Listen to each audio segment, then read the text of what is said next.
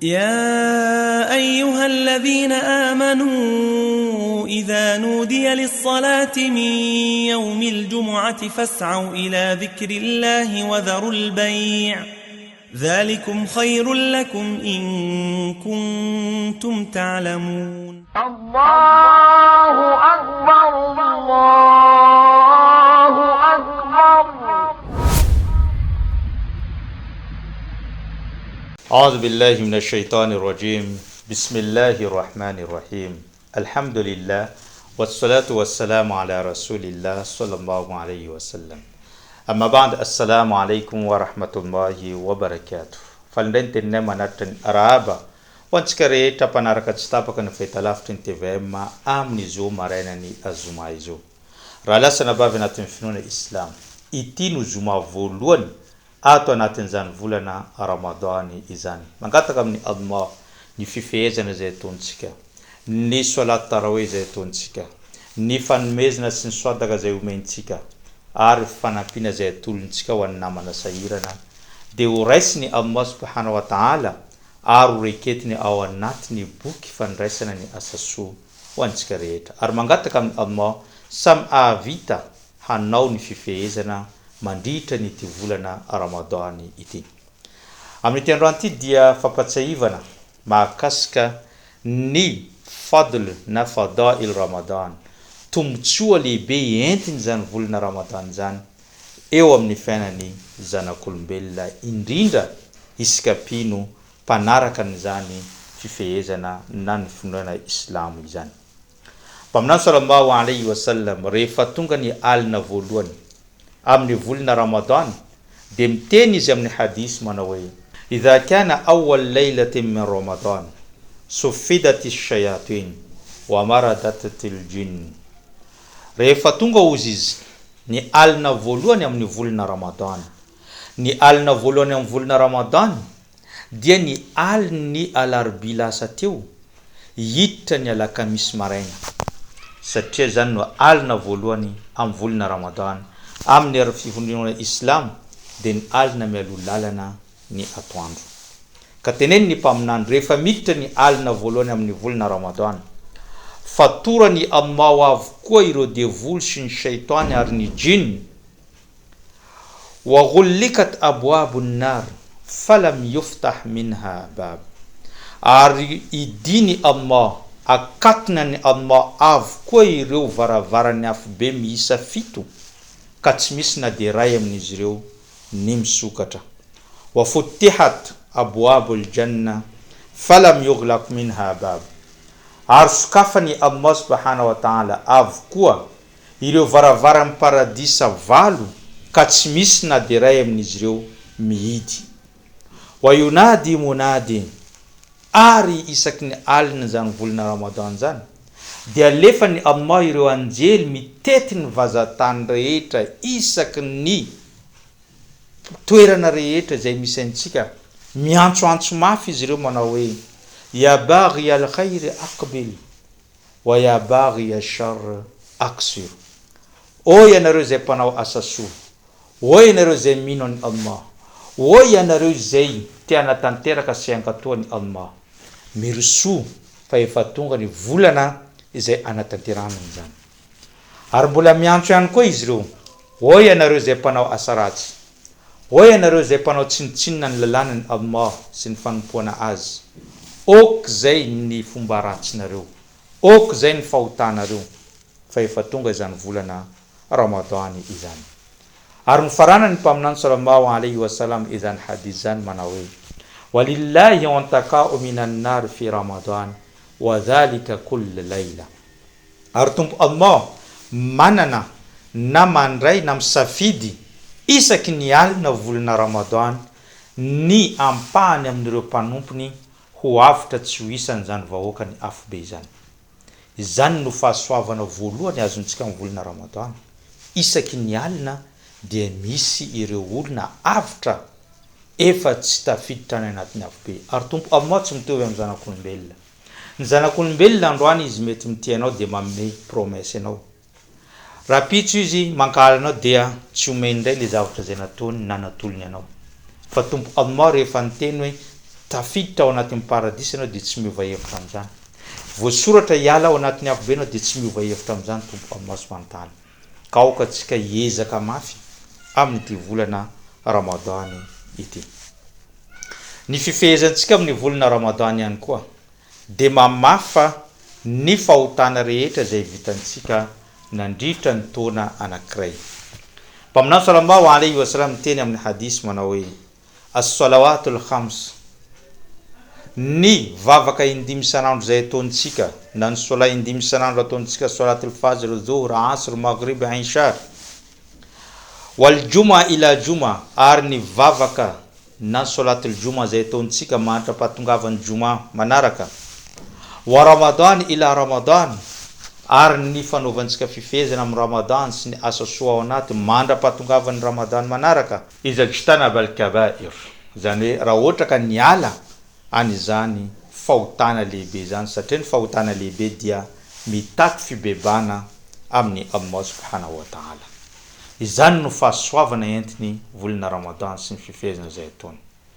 Voafatotra ny devoly, misokatra varavaran'ny paradisa, mikatona ny afobe, isaky ny alina mahazo an'izany famelan-keloka izany, ary voafafa ny eloka izay vitantsika nandritra ny taona lasa mandrapahatongavan'izao taona vaovao izao. Ary tadidio ihany koa ilay tenin'ny mpaminany sallallahu alayhi wa sallam manao hoe as-siyamu wal Qur'an yashfa'ani lil 'abdi yawm al-qiyamah.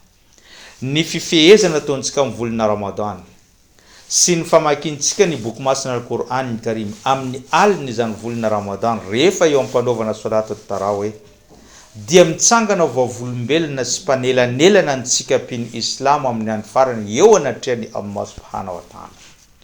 Mba efa noeritreretinao ve zany? Efa nalainao sary an-tsaina ve ny fomba fanao ny volana Ramadan sy ny fifehezana ary ny boky masina al-Qur'an? Efa mba noeritreretinao ohatriny ahoana nataon'izany? Rehefa tonga ny andro farany, mitsangana manoloana ny Allah subhanahu wa ta'ala tsika, ho tsaraina tsika amin'izay fotoana zay, ka inona zavatra zay mandalo. Rehefa mametraka fanontaniana tompo Allah, dia mitsangana ny fifehezana sy ny Qur'an, dia mitsangana ho panelanelana avoka mpisolo vavantsika izy amin'izay fotoana zay, ary ianao piny Islam amin'izay fotoana zay dia maka sisiny. Fa zay fanontaniana milatsaka avy amin'ny Allah subhanahu wa ta'ala dia ny Qur'an sy ny fifehezana no mamaly an'izany rehetrarehetra zany. Tapitra ny fanontaniany Allah subhanahu wa ta'ala dia tonga ny anjely maka ny tananao, hitondranao makany amin'ny paradisa. Zay le tiany Allah subhanahu wa ta'ala, tsy tiany mpaminany sallallahu alaihi wasallam tenenina amin'io hadisy io, ka fahasoavany fifehezana dia mitsangana ho panelanelana. Ary tsy adino ihany koa ny famakiana ny Qur'an mandritra ny volana Ramadan, fa izy roa ireo no panelanelana mpisolo vavantsika amin'ny fanontaniana mety tsy ho voavalintsika manoloana any tompo Allah subhanahu wa ta'ala amin'ny andro farany.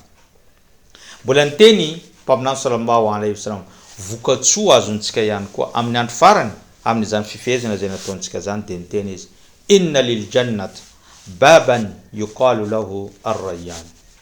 Ao amin'io paradisa io dia natokana ny Allah misy varavarana anankiray antsoina hoe ar-rayyan.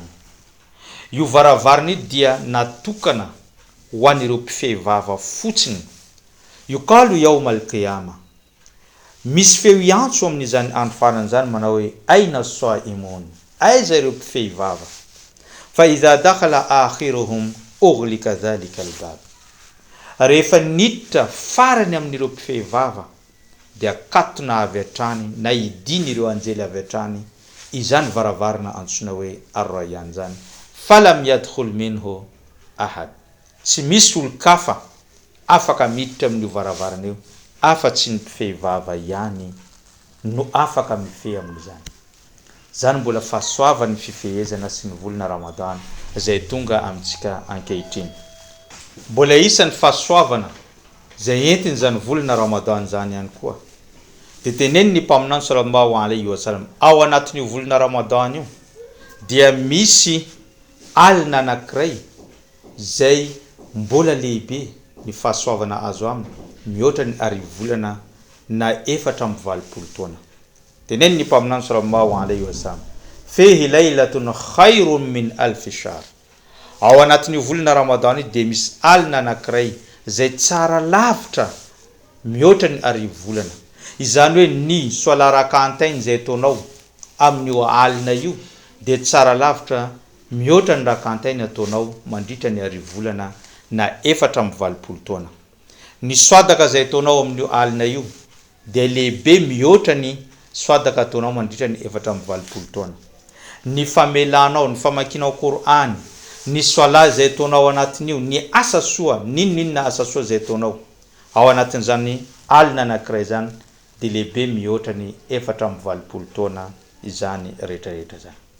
Amaranantsika azy ny fahasoavan'izany volana Ramadan zany dia ny fanompona rehetra ataontsika piny Islam efa fantatra mialoha ny valiny zany na tombotsoa azo aminy.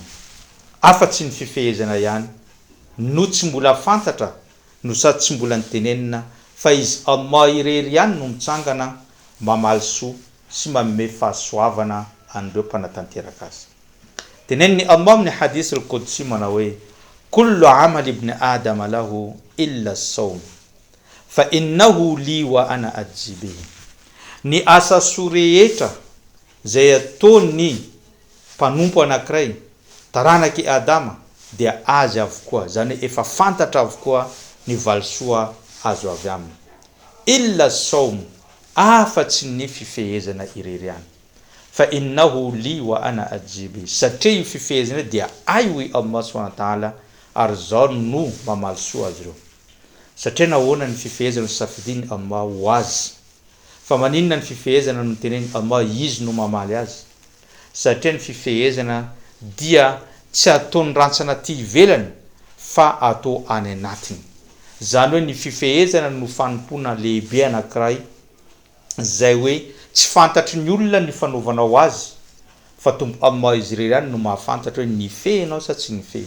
Tsy misy mahalalanao raha any amin'ny takotako na misakafo na manao zavatra voarara, fa ny fatahoranao ny Allah no lehibe hanikanao tsy manao an'izany zavatra voarara izany, ary ny zavatra rehetra voarara vitanao miataka azy amin'izany fifehezana izany.